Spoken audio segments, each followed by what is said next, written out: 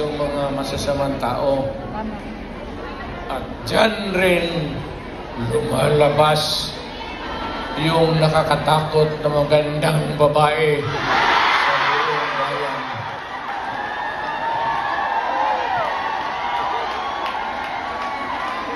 Sino ba nakita ninyo maganda sa araw? Kita?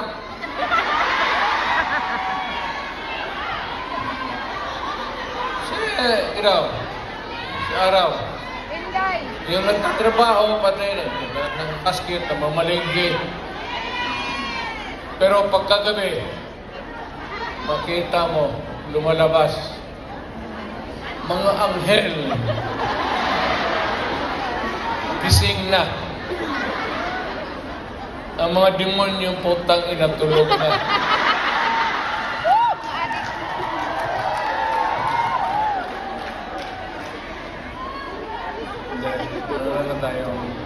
Seriously now. No, our country is not yet that well off. I'm very sorry na nakikita tayo dito at kayong napunta dito sa loob. Kasi sa labas, mga Pilipino rin naghihintay doon. So,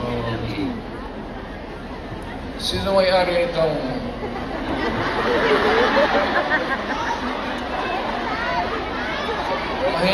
mahinang klase? Siguro contribute lang tayo. Mga natin third floor for exclusive use. Para every Saturday makita-kita tayo. Sunday din, Sunday. Maraming mag-uwi dyan, buntis na. Yung mga dalaga.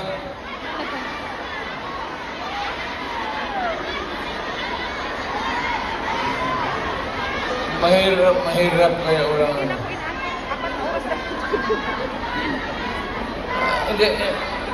Hindi ako mag-survive ng buhay na walang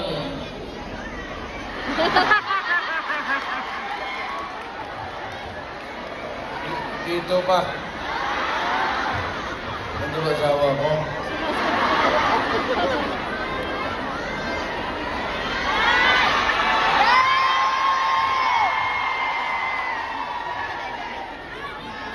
Yung asawa?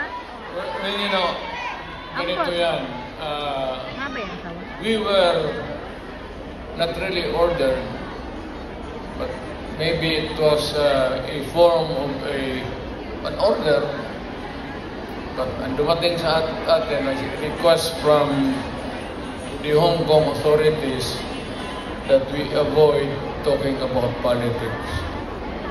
Ako wala naman akong no plans about to talk about politics. It's too early. I will talk about it sa Pilipinas. Doon na lang kayo makinig.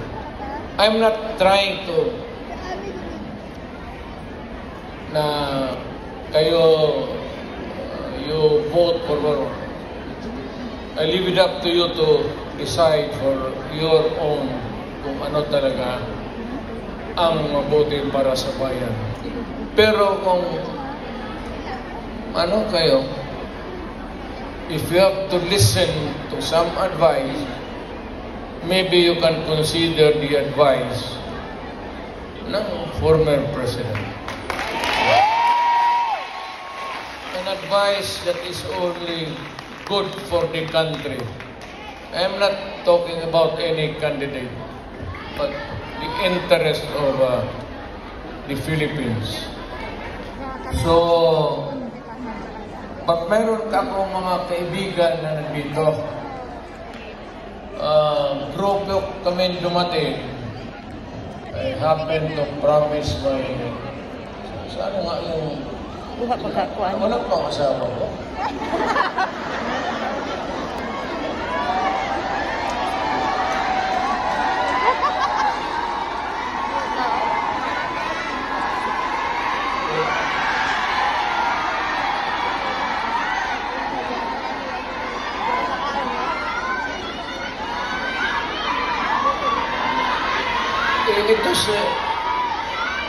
ito si Hanelet kasi,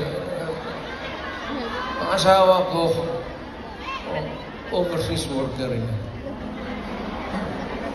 Okay, nurse mo na. Yung asawa ko ngayon, yung una kong asawa, huwag na yun. Ito nanay ni Inda yun. Kung problema tayo. Alam mo yung nanay ba ni Inday? Isa yan. Maganik. Tapos, nakita ko yan sa aeroplano, stewardess eh. So, hinanap ko kung saan yung bahay. Doon sa Monteverde, doon sa Davao, pasok ako sa mga bahay-bahay doon, nakita ko ang gaga. Naganda ba? Maganda ito ah.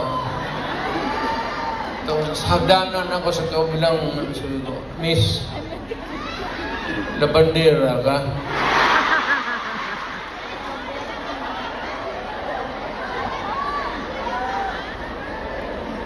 Ewan ko kung sino taga-Davao dito.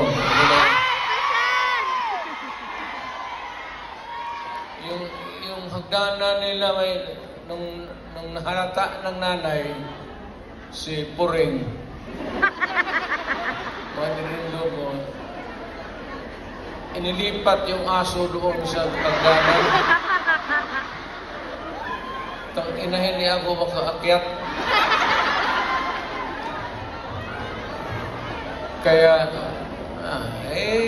hiningi mo eh. Ano na yan yung, ano tawag yan, pukpok sa Bisaya?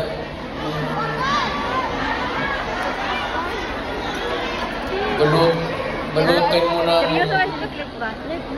karne, tapon mo doon. Dalawang araw, aso nila talaga. Dalawang araw lang ako na.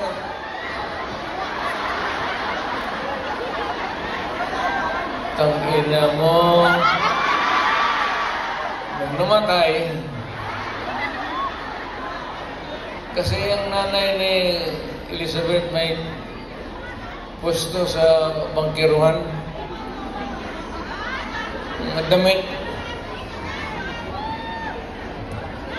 Kaya, yun. Ito naman si Elizabeth. Mahaba ng istorya. Pero basta tinanan ko. Dinala ko sa Digos. Kasi nung na high school ako, nag-abot ako ng Digos.